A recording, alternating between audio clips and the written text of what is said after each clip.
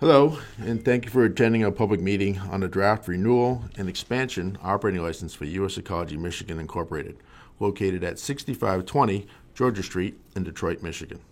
My name is Rich Conforti. I am the Hazardous Waste Management and Tracking Unit Supervisor responsible for the staff reviewing the U.S. Ecology license application for their hazardous waste treatment, storage, and disposal facility activities occurring at the site. The facility was formerly owned and operated by Dynacol and was purchased by U.S. Ecology in 2012. Today we have additional Michigan Department of Environmental Quality staff with us. They include Al Taylor, our Hazardous Waste Section Supervisor, who is my supervisor, Lonnie Lee, our Field Operations Section Supervisor, who oversees all of our inspection staff across the state and their managers, Tracy Kescametti, a Southeast Michigan District Office District Supervisor, who oversees inspection staff who work in the greater Detroit area and surrounding cities and counties, and Jacob Runge, the Hazardous Waste Licensing Engineer assigned to the U.S. Ecology facility. First, I'd like to start with a brief introduction to the Michigan Department of Environmental Quality, or the MDEQ, as I'll call us from here forward. The MDEQ is the state agency charged with protecting Michigan's air, water, and land. We do this through a lot of different programs, but largely through the enforcement of environmental laws. These laws generally require permitting, licensing, inspection, and monitoring of activities that have the potential to alter, degrade, or pollute the environment. We have programs that regulate air emissions, sewage treatment facilities, drinking water plants, landfills, and scrap tires. Most of us here tonight are from the Waste Management and Radiological Protection Division. We are responsible for programs that ensure proper management of hazardous waste, solid waste, scrap tires, and radioactive materials. We're here tonight to talk about the hazardous waste management and specifically U.S. Ecology's application to renew and expand the licensed hazardous waste treatment and storage activities. Before reviewing the license action, I'd like to briefly discuss what is a hazardous waste. Hazardous waste is not the waste that we put out on our curbs on trash day. That type of waste goes to regular solid waste landfills, like the ones you see off I-75 up near the Palace, now called Little Caesars Arena. Hazardous waste is mostly generated from industrial and commercial operations, and it requires special management and handling to protect public health and the environment. Hazardous wastes are wastes that are toxic, corrosive, ignitable, or reactive. They can also include waste from specific industrial processes like metal finishing. Businesses that generate hazardous waste like steel mills, auto manufacturers, and dry cleaners are all required by law to manage their hazardous waste properly. The MDEQ inspects facilities that generate hazardous waste to make sure they properly accumulate, transport, and dispose of their hazardous waste. We also regulate the people and businesses that transport, store, and process hazardous waste accepted from off-site generators, such as U.S. Ecology. The U.S. Ecology site on Georgia Street is known as a Hazardous Waste Treatment, Storage, and Disposal Facility, also often called a TSDF. A commercial hazardous waste treatment, storage, and disposal facility is a facility that takes in hazardous waste from other businesses and manages it to ensure that it is handled safely. This can include storing and consolidating hazardous waste for shipment to another licensed TSDF authorized to take it.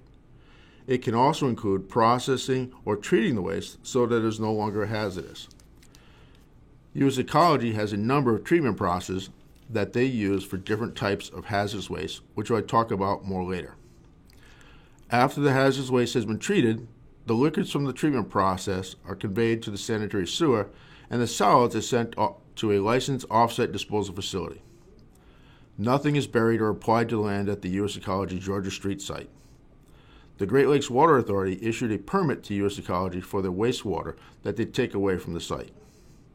I will talk a little more about that permit later too.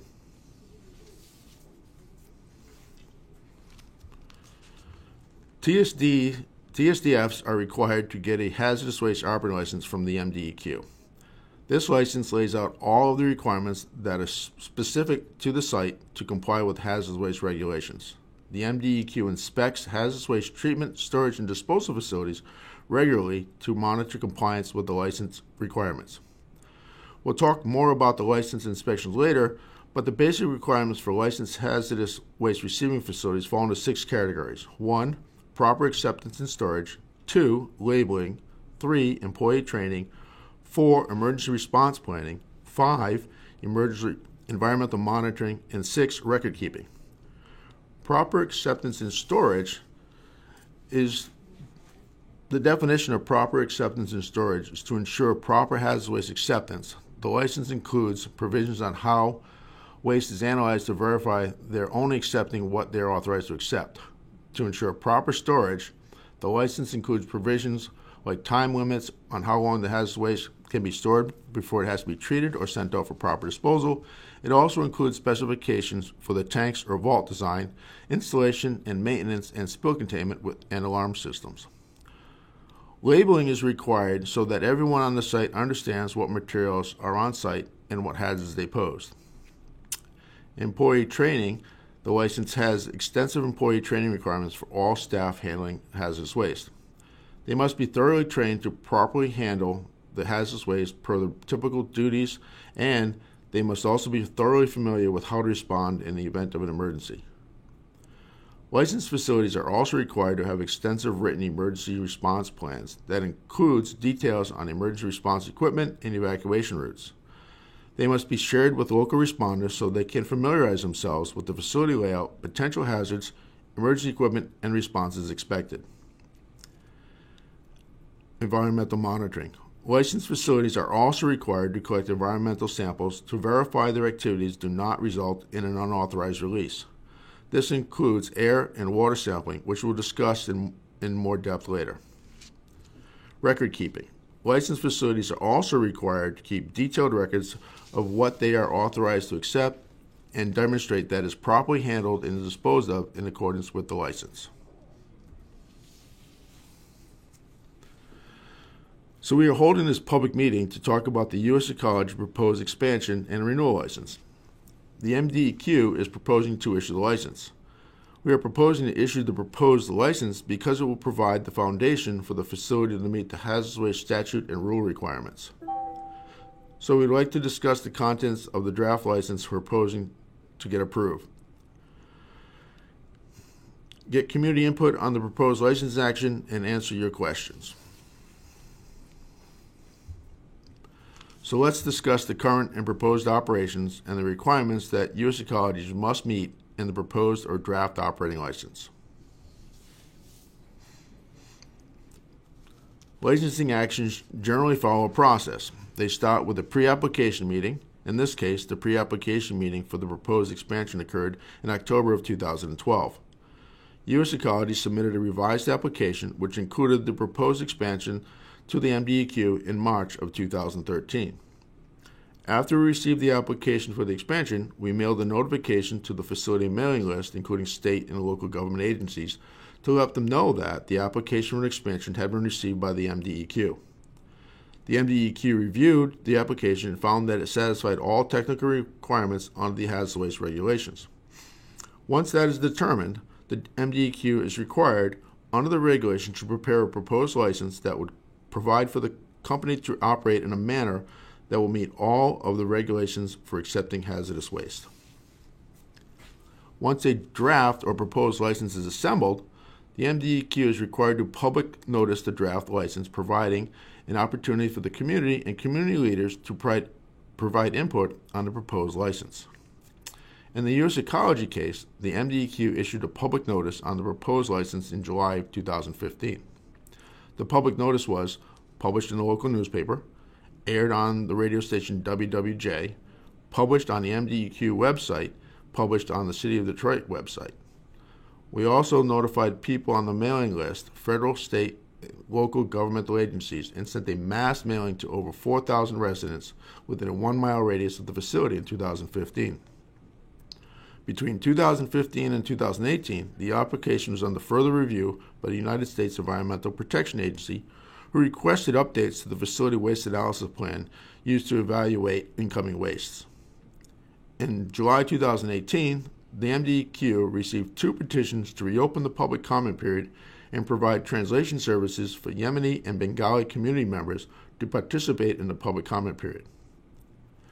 The DEQ public noticed the reopened comment period and meeting by publishing a notice in the local newspaper, broadcasting details of the open house and meeting on a local radio station, WWJ 950 AM, publishing it on the MDEQ website, sending notice of the proposed action to the facility mailing list, federal, state, and local governmental agencies, and provided flyers to local community leaders and members translated to Arabic and Bengali to distribute at local places of worship. These flyers, the facility fact page, and this presentation were translated into Arabic and Bengali prior to distribution. The public comment period is open until April 12, 2019. After the public comment period closes, and if no technical issues are identified with the proposed license, the DEQ is required by law to issue the license.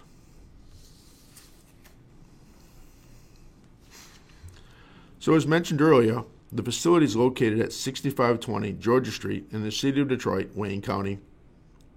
The facility property is shown here inside the red square, which follows the perimeter of the property. The facility located in an area that is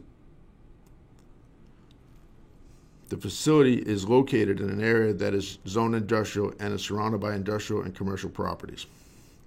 The property has been industrially developed since as early as the late 1930s. Industrial operations have included coal and steel stage yards, American Brass and Iron Company, and Dibble Color Company through 1977. Waste Acid Services is the name of the original company operating the hazardous waste disposal facility at this location. Waste Acid Services changed their name to Dynacol, which was later purchased by U.S. Ecology. This slide shows an aerial view of the current U.S. Ecology facility.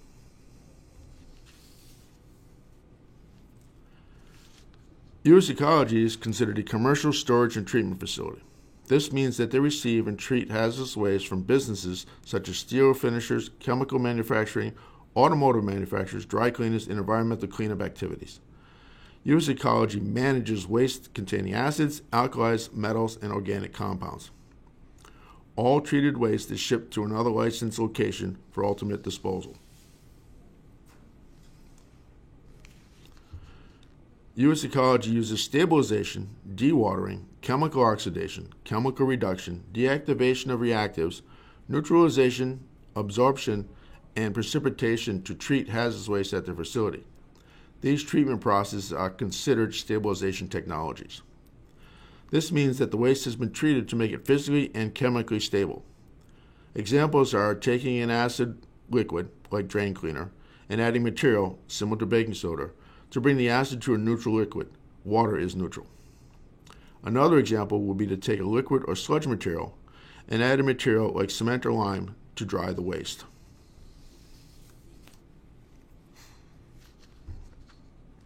Here is an overview of the proposed site expansion from above. Existing buildings are outlined in orange and proposed buildings are outlined in yellow. U.S. Ecology has proposed to add 2 buildings, Building 5A and 5B, as authorized storage buildings.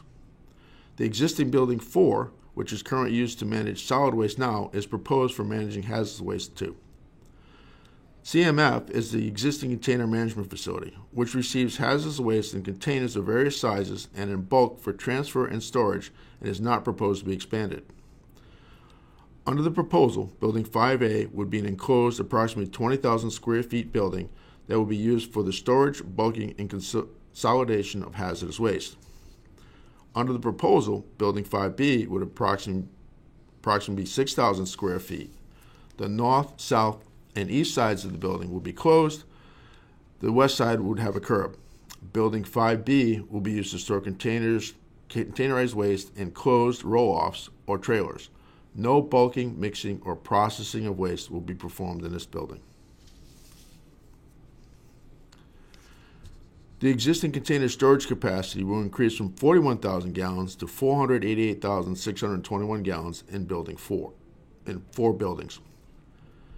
The tank storage will increase from 23,000 gallons to 177,200 gallons.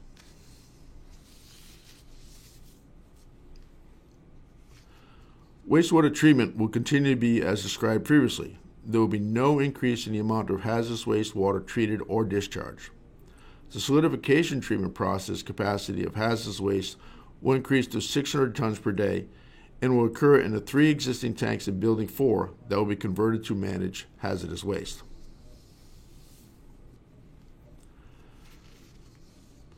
The license renewal the MDEQ is proposing to issue to U.S. Ecology is for 10 years. A hazardous waste operating license is a large, technically complicated document.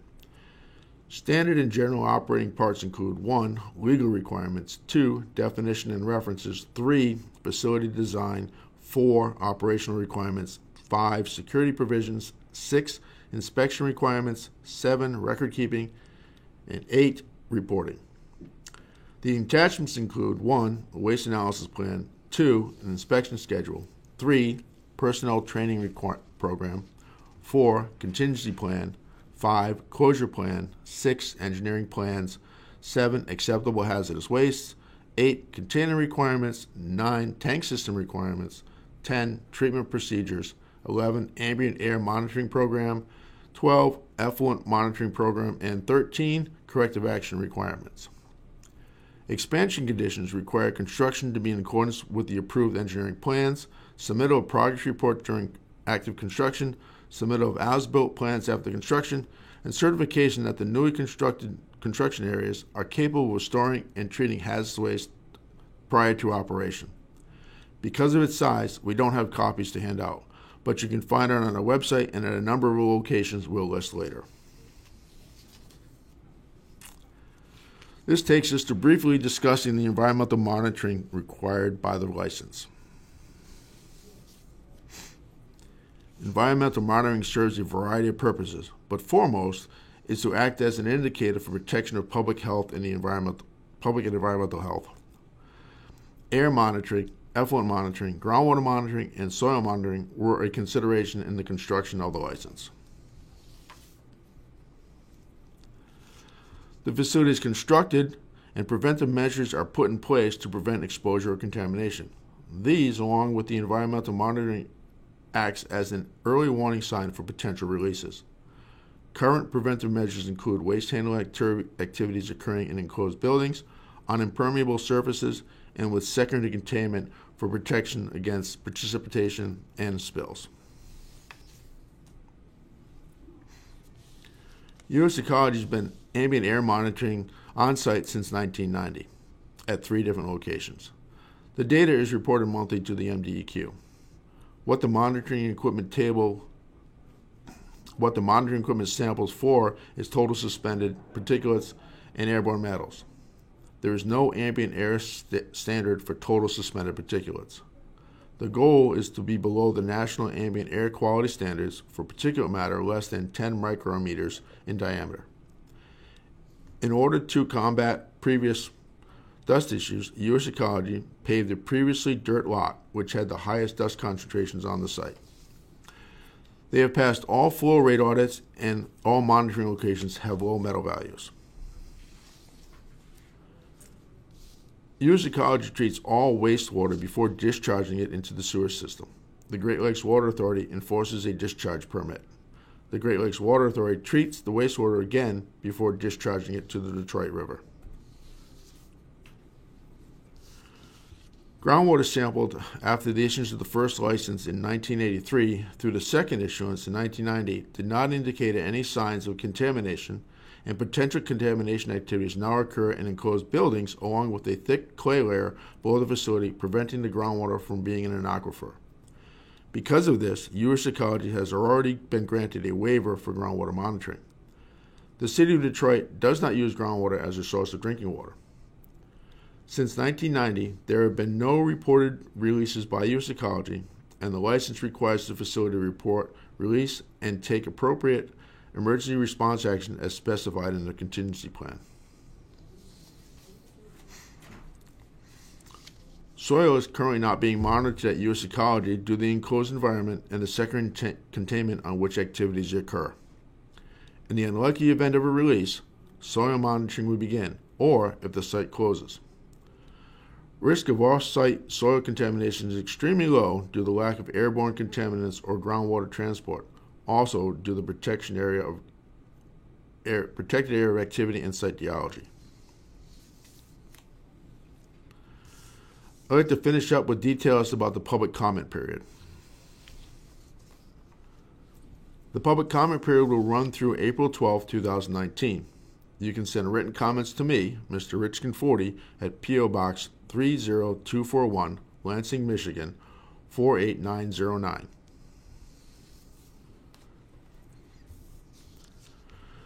License information can be found online at www.michigan.gov/US Ecology Detroit North. Copies of the entire operating license proposal are also available at our MDEQ offices. For our Detroit field office, please call Wilhelmina McElmore at 313-456-4685. Sorry about that. For our Southeast Michigan District in Warren, please call Jeanette Noshell at 586-494-5091. For our Lansing office, please call me at 517-284-6558. We will now take questions before moving into the public comment portion of the meeting.